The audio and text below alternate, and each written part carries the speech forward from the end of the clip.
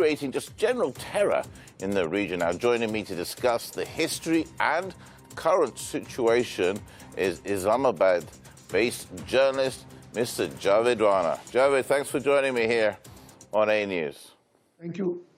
It's good to see you. Now, this is a story about the Houthis that are in Yemen, I guess. People say they're the Iranian-backed Houthis. But give us a little bit of story behind it, and a little bit, if you don't mind. I know we don't have a lot of time. I appreciate you joining me about who behind these Houthis and what they want. Well, Iran has been at the heart of the allegation that it has been backing Houthis, who make up 35% of Shia community in Yemen, which is already a war-hit country, where the coalition forces, the Arab Gulf countries led by Saudi Arabia and UAE, they've been attacking the Houthis inside Yemen. So Houthis have been attacking inside Saudi Arabia. They've been attacking Saudi Arabia's oil refineries and other strategic installations. And lately, now they have started attacking UAE.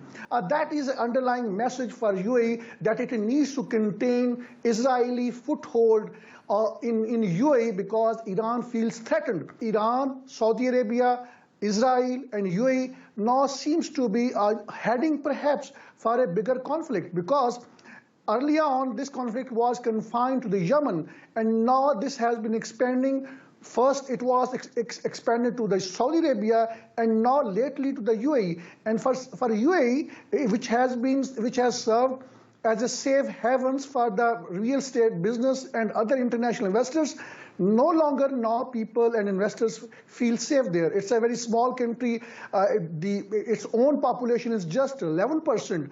The rest of them are the expatriates. So they are obviously going to flee away, and that is a message Houthis are publicly saying, that the investors should not make investment inside UAE, and they should be careful about their lives, and they are going to undertake more attacks. So obviously it is an attempt to create more division between Saudi Arabia and UAE, who are apparently coalition partners, but they did have a difference of opinion on how to handle Yemen conflict over the course of the now 7 years when this conflict started.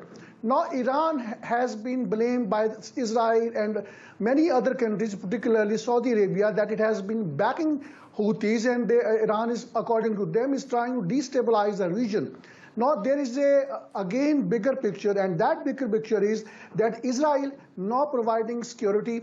It has offered UAE to provide security and intelligence to counter what it calls Iranian hands inside UAE now. So this means that basically Israel would like to abet and encourage these Arab countries to pick up fight with Iran, because Israel wants that these Islamic countries should be weakened, and that their agenda is well known to everybody. It has not announced its official map. It wants to further expand to the Middle East, and that is at the heart of the problem. And I think that is not something which many Arab countries are understanding, because if there is a conflict between UAE or Saudi Arabia, UAE along with Saudi Arabia with Iran, Israel is going to jump into, as it previously in the mid-80s attacked Iraq's nuclear installation at that point of time. Similarly, Israel has been now killing, assassinating Iranian scientists. So that's the bigger game, and okay. I hope that the conflict does not expand, but as the situation suggests, I think it is likely to expand in days and weeks to come. Well, we'll soon see about that. Javed Rana, always a pleasure to see you. Thank you for your analysis there. Very insightful indeed. Thank you, sir. Take care and stay safe.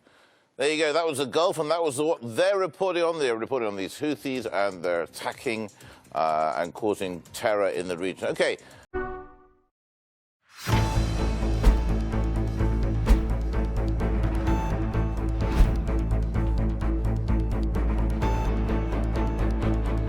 The growing tide of anti-Israel sentiments. What you see behind me is just tip of the iceberg of what is happening in the country. More than half of $52 billion black CIA budget is spent on espionage network in Pakistan. How would you handle it? The US has looked upon Pakistan as an ally at one point and then as an enemy at the same time.